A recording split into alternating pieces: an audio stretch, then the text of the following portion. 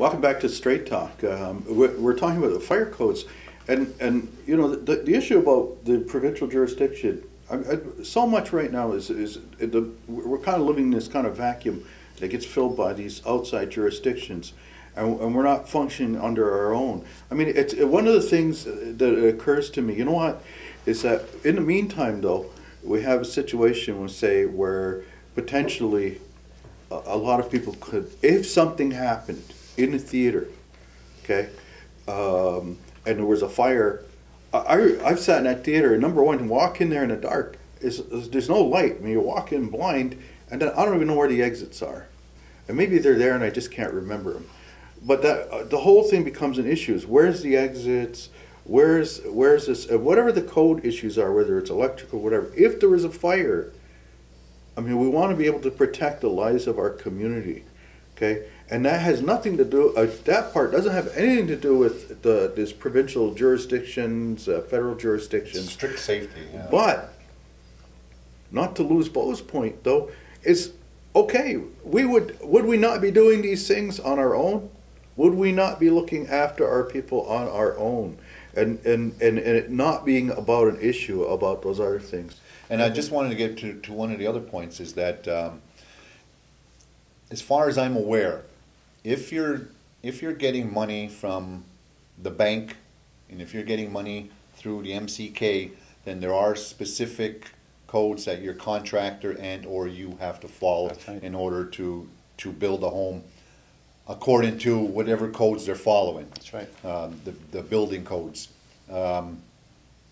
So that's attached to the money, and that's attached to, I guess, what the insurances are requiring in order for them to have to pay out a settlement in the event that there's a loss by injury or by fire or whatever the circumstances. So there are certain things that you have to follow. However, if you're building a house on your own and you're not going through a bank and you can build a house any way you want technically.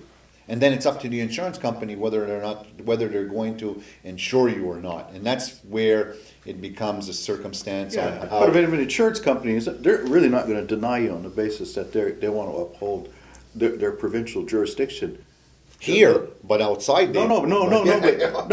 My point is those guys are bean counters. Okay, yeah. I had an insurance guy once tell me, we're not in the business of paying out claims. I lived in an area where some kids had started some fires in Thunder Bay, and my insurance expired for my house, and I couldn't get another policy. So their point is, it's a loophole to them to say it's in order for us to pay out, it has to meet provincial code. Yeah, but when it comes to insurances, this community is hard to get insurance. Well, there you go. See, it's a leftover. Any way out of that? But really, I'm sorry, but you want your house to have? If you build a house, why would you build a death trap for yourself? You would want to build your house to be as safe as possible. Yeah. I mean, as long as you can afford it. So just going back to the theater incident before we, I guess, lose track. Yes, it's just. Obviously, safety is important of people who go into that theater and the actors and everyone who's in there. Sure. But it's just a shame that it took like 10 years for something like this. And now I just really hope that something gets resolved with this, and we don't see the theater program like really suffer because of this incident. Hopefully they'll find another location. And for now, there's, I guess, some of the schools have big gyms or that they can, I don't know, but it's a lot of work to try to retrofit another building for that. But they used to have it used to have some productions at the Knights a long time ago. So maybe they'll go back to there. But I guess this will be back in the news, and we can discuss it further once we get a little bit more information. But there's also a new project coming up in regards to construction, but it's a field. Yeah, KSS is getting a new, what are they calling it? Multi-sports type of field. Oh yeah, so like it's going to be facilities. I forget where it says it in here, but it's going to be like a Yeah, the 6,466 square meter field will include a soccer, football, field lacrosse, multi-purpose field, and a 400 square meter running track, as well as a baseball backstop and rough finish for a baseball diamond. That's adjacent to the field. And a lot of the work is going to be done, or all the work is going to be done by local contractors. Yep. And they started, I think today or yesterday, this project. Good. You know, it's good that they. It's good to see that at least our schools are starting to get more modern. I mean, how modernized do you want them? I mean, they're all brand new right now, so we're doing pretty good. It's just good that they're having access to these types of resources. And I mean, there are schools even in Montreal that don't have stuff like this. So yes, it's good for the community to have at least a sports area like that. It's not just the high school, but for other parts of the community to utilize. And maybe everybody will want to send their kids to the survival school. Yeah, sometimes people look at that at the end of the day. What type of academia programs do you have? What type of sports programs? And, what type of facilities do you have? And, there's a lot of other issues as far as that's concerned. But what do you think about Canada signing the UN Declaration for Rights for Indigenous People? I don't think it means much now.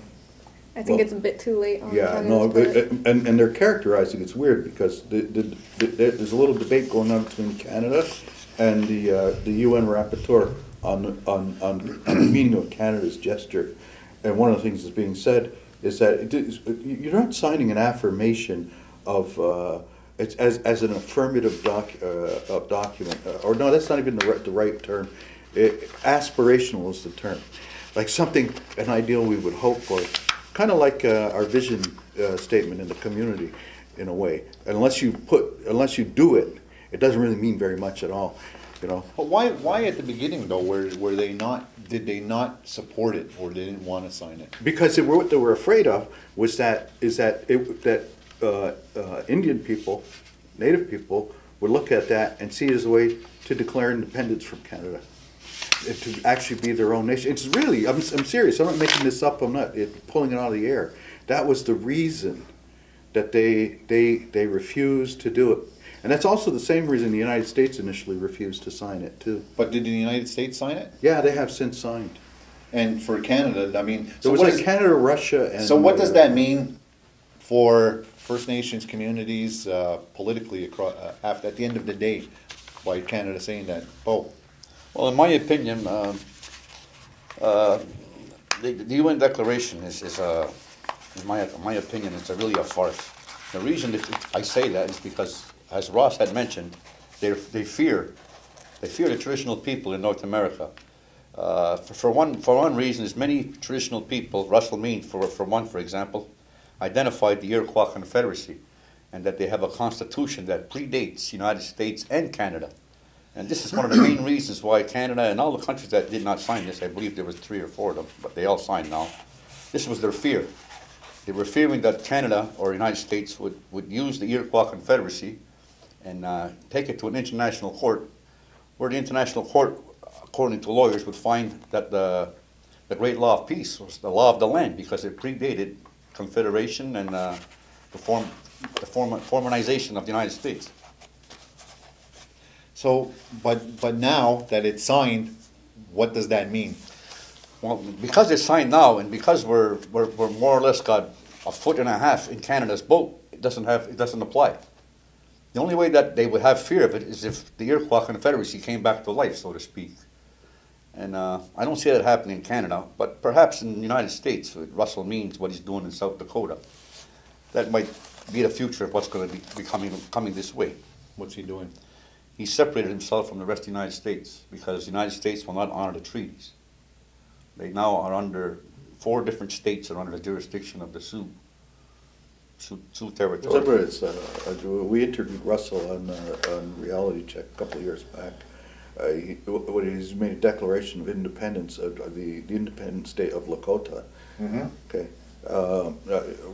Regardless of where the United States may stand on that or not stand on, or international bodies that is a state of mind. But you know, we had a lot of other people, non-native people, that wanted to come and be a part of that. They are. You know, They are. There's doctors, there's lawyers, all professional people. The Libertarian, he has a lot of following in the Libertarian He ran Party. for president as a Libertarian. Yeah. So we're going to take a break right now, though, from Straight Talk. We'll be back right after these messages. Don't go away, and we'll continue our conversation.